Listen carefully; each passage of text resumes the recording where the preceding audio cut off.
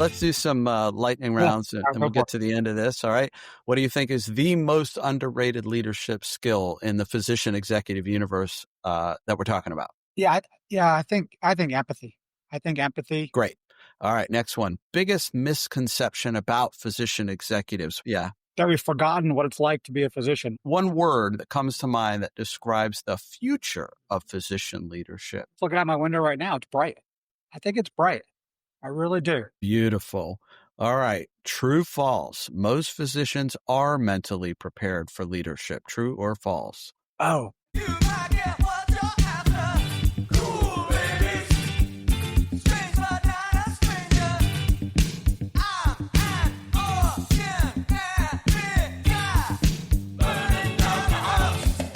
Hello and welcome to the Fire Chief Podcast, the only podcast dedicated to the Chief Medical Officer. I'm your host, Lee Scheinbart, and this podcast brings you the hottest and most crucial conversations in healthcare and physician leadership.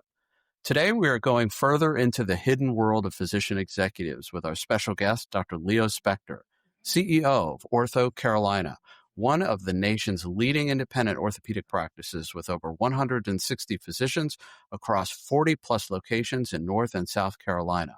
Dr. Spector earned his BA in history from Colgate University and later earned his MD from UMass Chan Medical School, where he stayed on to complete his orthopedic residency. Dr. Spector was selected to participate in the American Orthopedic Association Leadership Program conducted in collaboration with the University of Chicago Booth School of Business. And in 2020, he earned an executive MBA from Duke University's Business School. As a board-certified fellowship-trained orthopedic spine surgeon and one who is still practicing to this day, Dr. Spector has enjoyed a 17-year tenure with OrthoCarolina, the physician-led, community-driven, and evidence-based patient-centered care organization in his region. Leo, welcome to the show. wow, Lee, that was one heck of an introduction. I'm going to have you call my mother. That was awesome. My son, the doctor. Yeah, I get that. Oh, God, yeah. Sounds like I've accomplished something with my life. Well, give credit to your team that helped me prepare that, but it speaks volumes to what we're going to get into today, Yes. and that is Yeah, about it really does. It really does. You may remember I contacted you to be on the show because I read a piece in Becker's that was entitled Physician's Journey Back to the C-Suite, in which you were quoted as saying, I think more physicians need to be involved in physician leadership, whether it's running their own practice or even if they're in an employed model. And you also said, I think we should see more physicians that are involved with hospital administration or healthcare insurance companies, because at the end of the day, we're the ones caring for the patients. We need to have a strong voice in leadership. And yet in the article, you freely admitted the challenges that physicians face when pivoting towards this type of role, and not to mention your very own struggles. So the last quote I'll share before we get into it is you're quoted as saying that the dean, I assume at Duke, suggested that you're not there to earn your MBA to become a CFO either. You're there to learn how to translate these two worlds and be a leader. Is that about right? Yeah, no, that's exactly right. I love all those quotes. I'm glad I'm the one that said them. That moment in business school, and it wasn't directed solely at me, but it really struck home for myself because we were taking first semester of business school. So obviously, as a surgeon, type A personality, and lots of type A personalities in the room, but as a surgeon, probably at the higher end of that type A personality. And we're taking financial accounting. And I'm just triggered to go back to like days of organic chemistry and pre-med, and like, you've got to get the highest grade in the class and you've got to be the best. And to do that, you get into medical school, and that gets you the residency, and then that so, and we were struggling as a class collectively, myself included, because we were focused way too much on the minutia and not understanding the larger picture. And so the dean that oversaw accounting had to come into our class. And I will never forget him saying, you are not here to become the CFO of a company. You're here to be the CEO. And as such, you need to know how to talk to your CFO. You need to understand them on a certain level so that you can convey the larger organizational goals as the CEO, the strategy and the execution. But you've got to be able to work with those people. So you got to understand their language, but you're not there to do their job. And that was really like an aha moment where I stood back and said, oh, took a deep breath and said, okay, I don't need to learn this to become a CFO. I just need to learn this to understand the bigger picture. Because as a surgeon, you do need to know the job to be a surgeon, right? And every part of that minutia, because you are the subject matter expert. But that's not the role as an administrator, especially not as a CEO. You are the subject matter expert on none of these folks in your C-suite. They're the subject matter experts. You've got to work with them. That's very different than being a surgeon.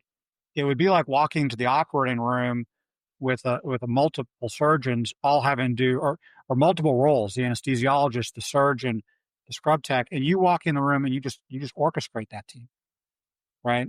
As surgeons, we're not used to that, or anesthesiologists. We're used to being the person who's doing the surgery, providing the anesthesia, being the scrub tech. Our role as CEOs and administrators is to step back and make sure that that team is functioning at a high level so they each can do their job.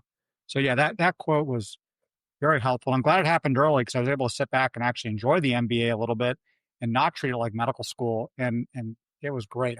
I would recommend going to get an MBA to anybody. It was amazing learning. It was a ton of fun.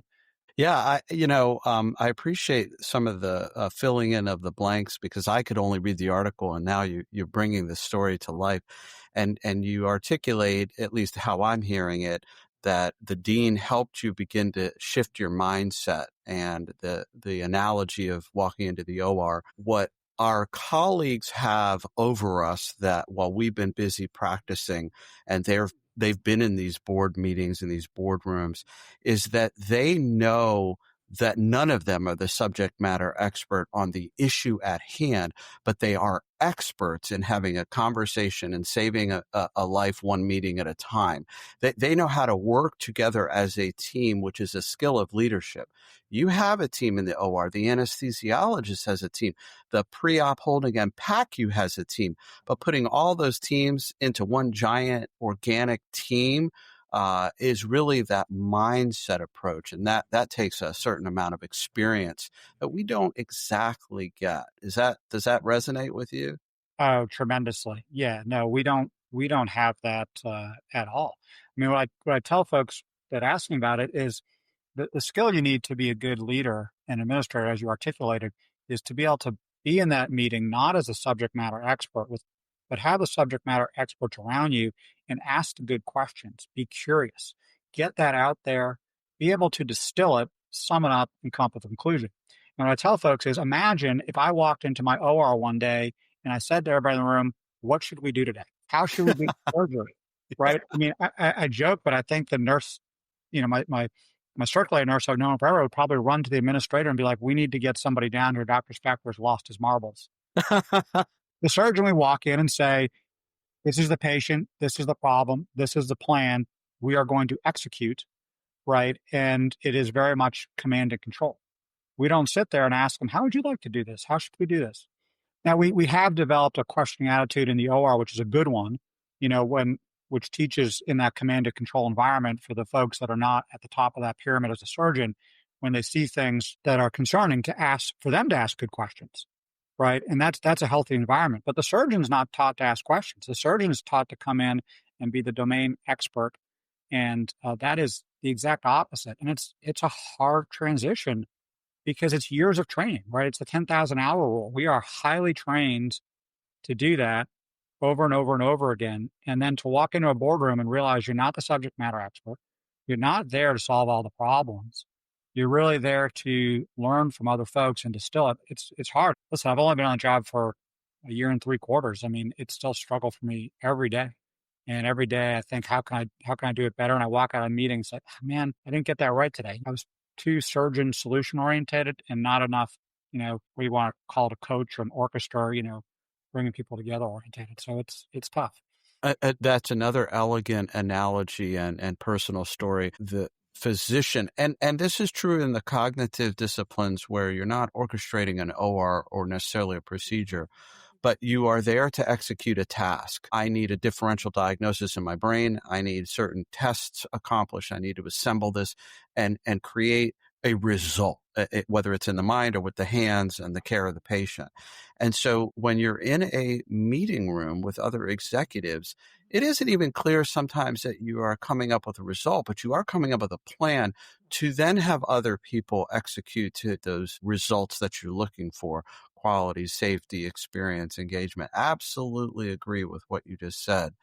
And we won't pick on you too hard for only being in the role a little while, but obviously you've learned quite a bit in a very reasonable period of time. And one of the things you mentioned in the article is, these differences, as you're pointing out, between the clinical mind and clinical leadership and this organizational leadership.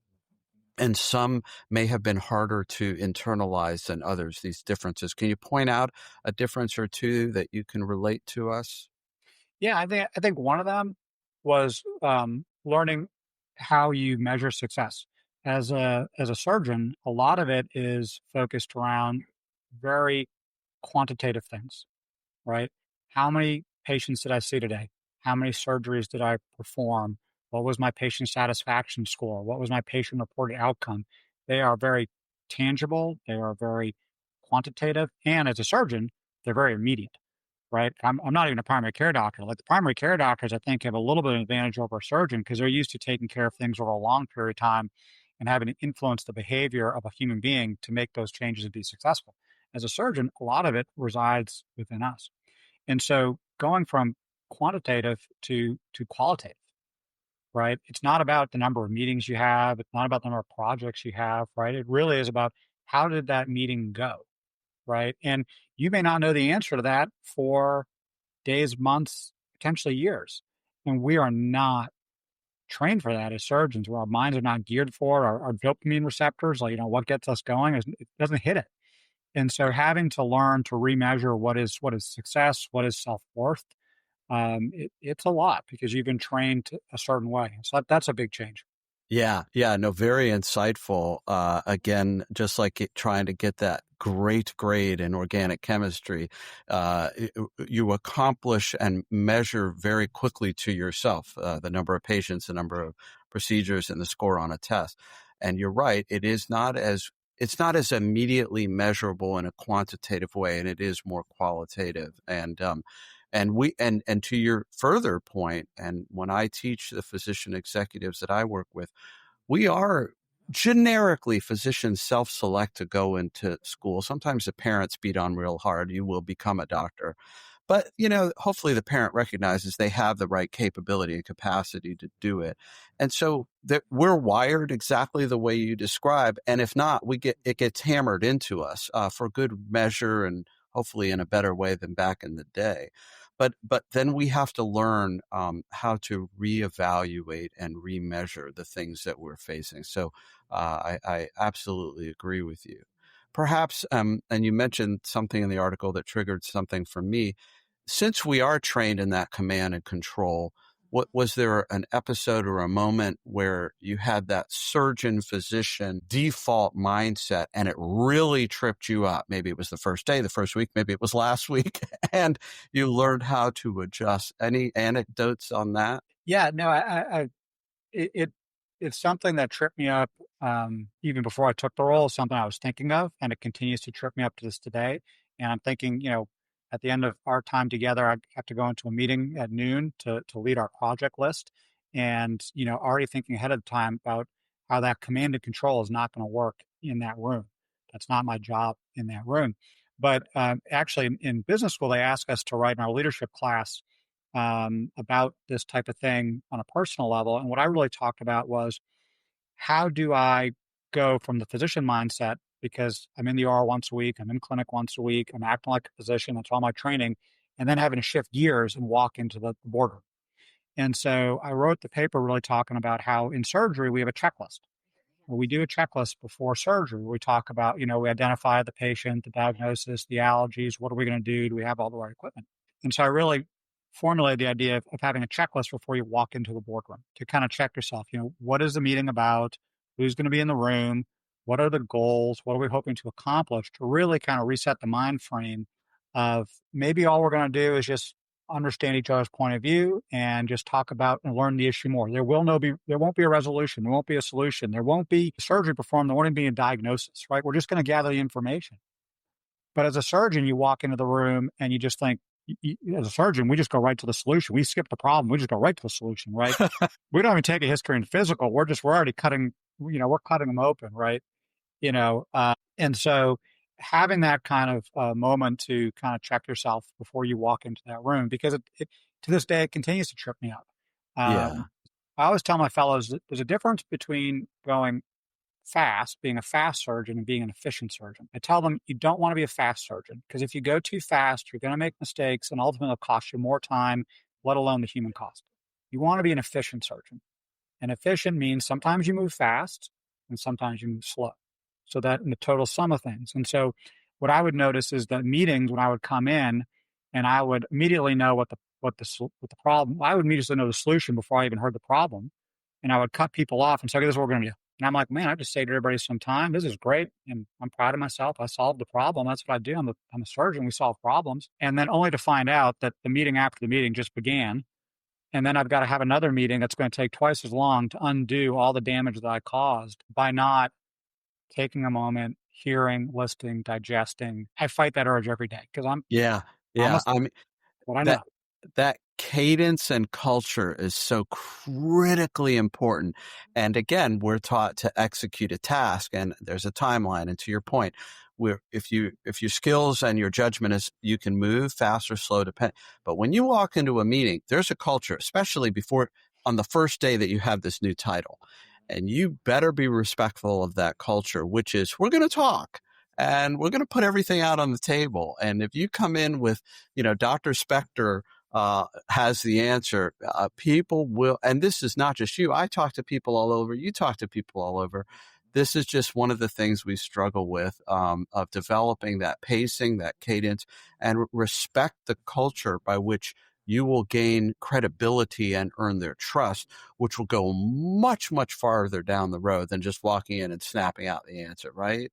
Oh, for sure. And one of the things, that I use in those meetings, and it took a little while culturally, within my executive leadership team, my C-suite, I made it a point early on to say, no one is to call me Dr. Spector. I'm Leo. You're Brent, you're Bob, you're Blair, you're Amy, you're Neil, you're Trey. We leave the monikers, and some people would keep calling me Dr. Spector, and then I'd refer to them as like, my attorney, I'd say Esquire, or whatever her last name was, right? It's like we're first name basis, but you gotta check that. I think the other thing about that I find, an ongoing challenge, which is what I enjoy, is that while we can talk about this and acknowledge it, um, don't always do it, right? Yeah. And I will fall back in old patterns and old habits. And sometimes I beat myself up over that. I get tougher on myself because, again, as a surgeon, you tend to be a perfectionist. But I think you step back and you realize that, none of us are perfect, right? This is a journey we're all on trying to get better every day. The key thing, I think, is the ability to acknowledge it, right? To at least have the awareness to say, this is how we should behave. This is how we should act. That's the first step. And I think for a lot of surgeons, it's tough as they take administrative roles to even make that first step. Yeah. Because Yeah. they're taught to be the experts. And for them to walk in the room and admit they're not the expert is the antithesis to everything we've been taught. And so that is a really challenging first step, is to understand it's okay to not be the expert. It's okay to ask questions. It's okay to show you don't understand something. It's actually really good. It shows your curiosity, humility. And I try to think back to when you were in medical school. You didn't know anything. You were excited to learn. You're asking great questions, right? So try to bring yourself back to that and ask those great questions so you can learn again and realize it's okay. You don't have to be the smartest one in the room. Yeah, yeah, and you were quoted in the article almost verbatim of what you just said. You have to start getting comfortable knowing what you don't know and asking good questions. And I love that strategy of going back to medical school. Another strategy is very similar is walking in with a beginner's mind. Talk to me like I'm from the auto mechanic shop down the street. I understand auto mechanics, but I don't understand this issue. And are there any other strategies or practices beyond like a beginner's mindset to create the awareness that you don't need to, nor should you know all the answers? Anything else come to mind? I mean, I think the biggest thing is just having humility. I think, and again, the medical field, not just surgeons, right? It's one. You think about it to cut a human body open, right, or to prescribe a treatment. You got to have a pretty big ego to do that. Hmm. And I think in that place, ego can be helpful. Otherwise, we'd be paralyzed and not be able to do what we do as physicians. But I think in this place, ego starts to become a problem. And so I think learning how to take your ego into check, and there's lots of different ways people do it, right? People do it through meditative practice. Some people do it through, this or that or exercise or whatever it may be. But I think understanding that sometimes ego is the enemy, right? To quote a famous book there. Um, and learning when it's good to have an ego and when it's not. Yeah, yeah, getting our egos out of our own way, and this is beyond just being a physician. That's a real hard task. Our ego just gets right out in front of us before we have a chance to think it through. It's almost spontaneous and automatic. Good stuff. Well, along with that, and maybe in the same way, you described the perfectionism that is common amongst physicians and the beating up of oneself. And how do we get past internalizing these feelings and the sense of embarrassment or discomfort, and especially when we're shown. I mean, at least it happened in my career. You don't show vulnerability. We're taught almost in training. It's a sign of weakness. Remember, everybody says strong work, Leo, strong work. Yeah. How do you get over that? How do you work through that?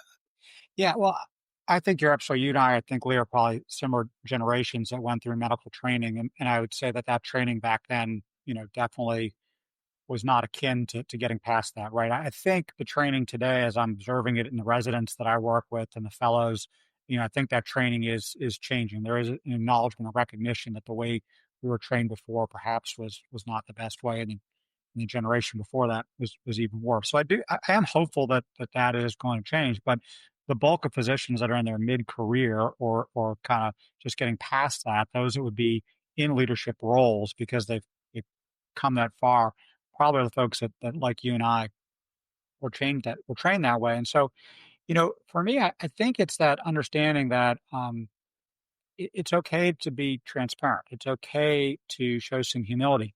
If you think about when you're with your patients and you try to build that with their patients, they want confidence from their surgeon. But I think a lot of them appreciate it when you show the humility to say, we don't have all the answers. We don't know. We think that based upon everything, this is likely the best treatment course. And you start making shared decision making. They appreciate that because they feel like, okay, this person's being honest with me. And I think the same applies when you start working with your team in an administrative role, right? If you come in showing some vulnerability, some humility, some transparency, it breaks down the walls that naturally exist because there's a natural hierarchy and structure, right? Whether you're the surgeon or you're the CEO, there's a hierarchy. But showing that allows to break down some of those walls and start to build some of the trust. And the only way you're going to have a successful team in the OR or out of the OR is you have to have trust. People have to trust each other.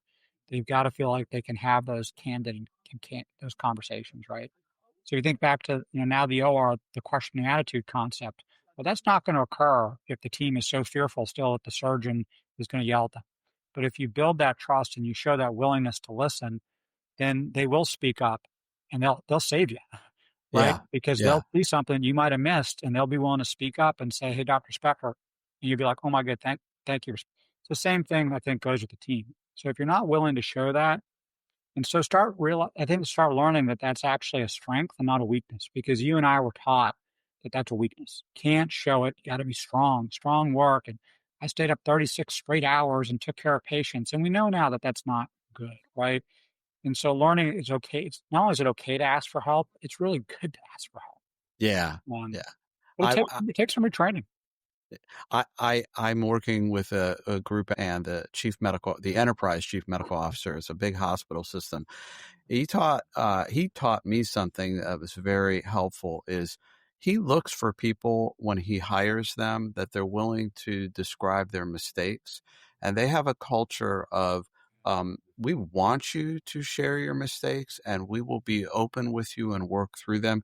And back to the earlier part of, or perhaps thematic here, we aren't trained to admit those mistakes, and we're actually really fearful to tell if we're an intern, to tell the PGY2, to tell the chief, the program director, for fear that will ruin us. And in fact, and it's not true. And so as you, and I agree with you, in our education, we're getting better at this. We're shifting, but certainly in a corporate construct, big or small, you do have to be vulnerable. You have to admit what you don't know. You have to be able to admit mistakes, and it will tell you everything you need to know about your boss, how your boss handles your admission, right? Yep. I mean, I think there's so much there, Lee.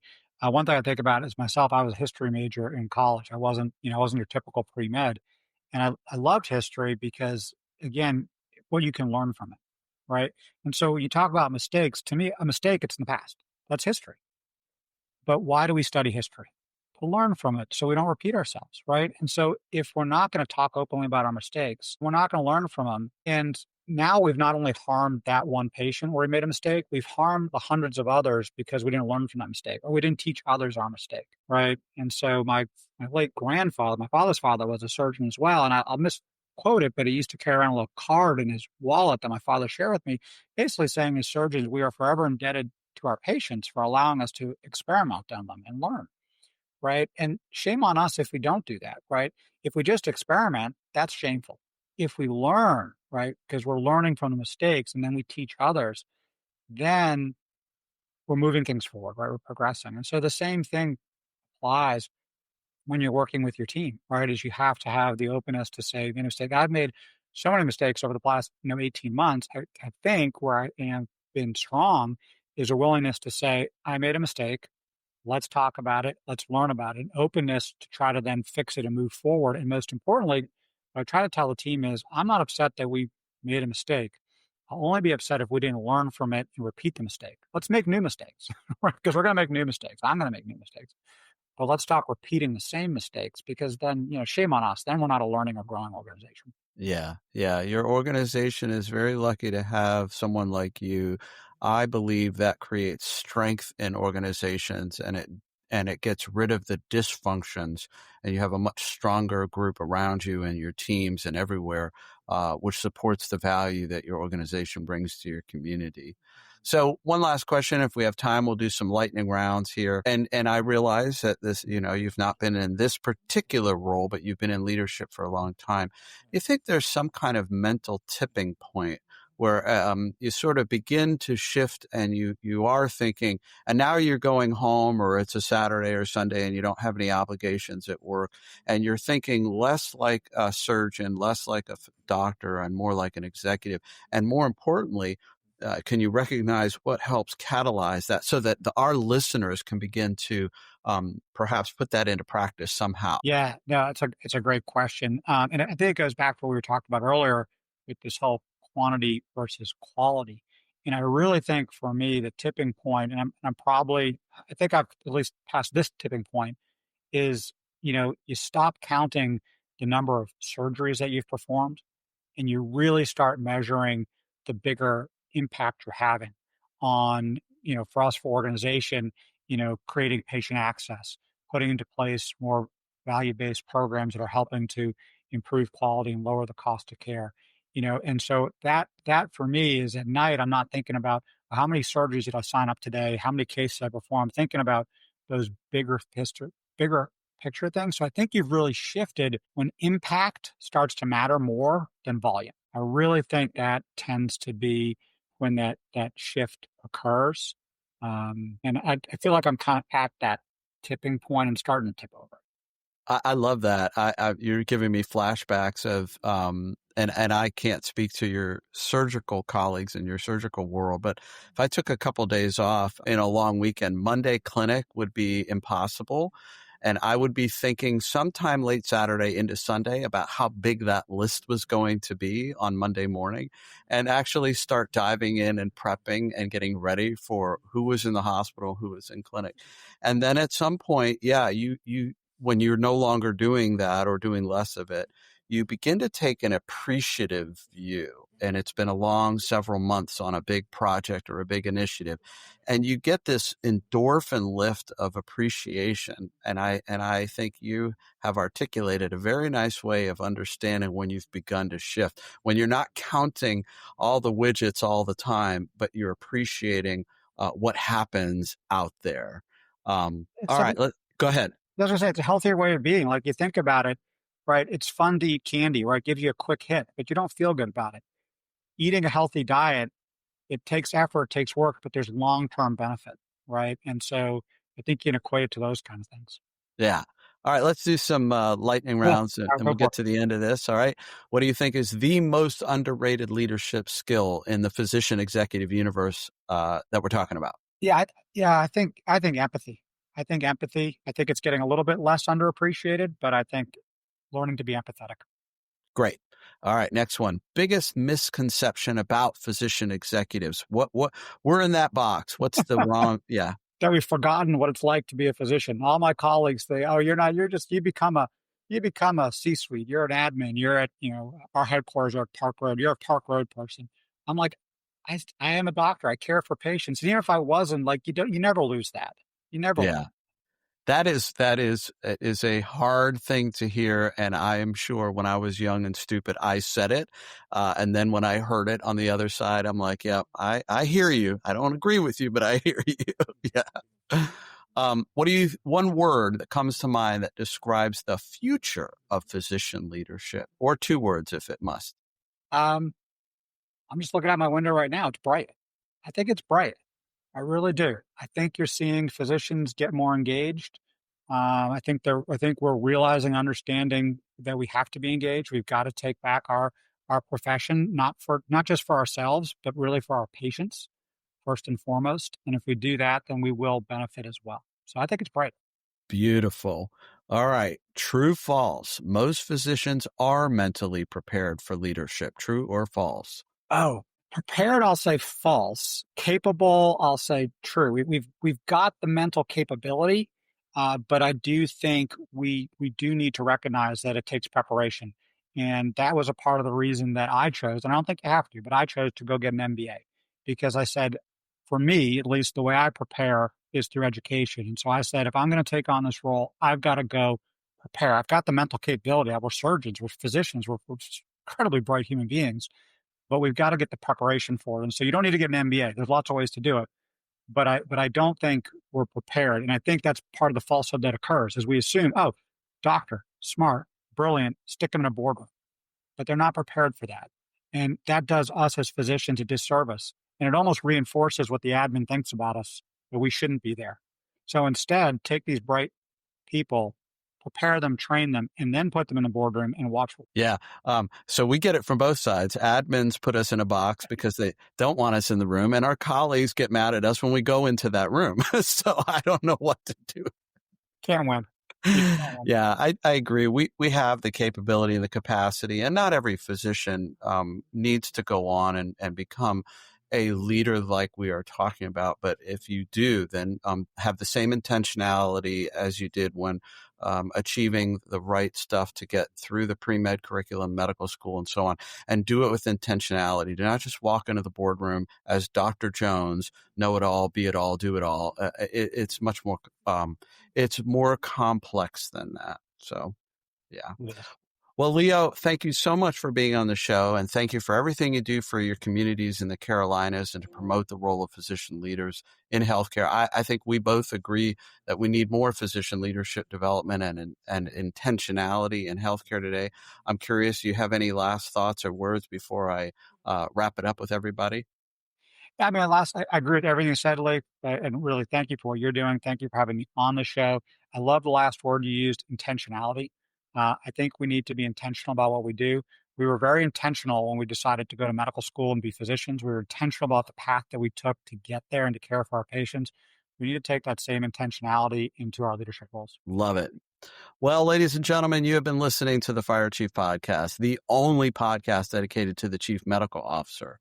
And if you want to learn more about what it is like to be a CMO or a CEO of a powerful physician-led group, how to get on that path to becoming a CEO in healthcare anywhere, check out our website, thefirechiefcmo.com, and connect with me on LinkedIn. I love talking with CMOs and CEOs and orthopedic spine surgeons for that matter. So get out there, be a chief, run your own practice or a healthcare company, and whatever you do, in the words of Sergeant Phil Esterhaus, remember, let's be careful out there.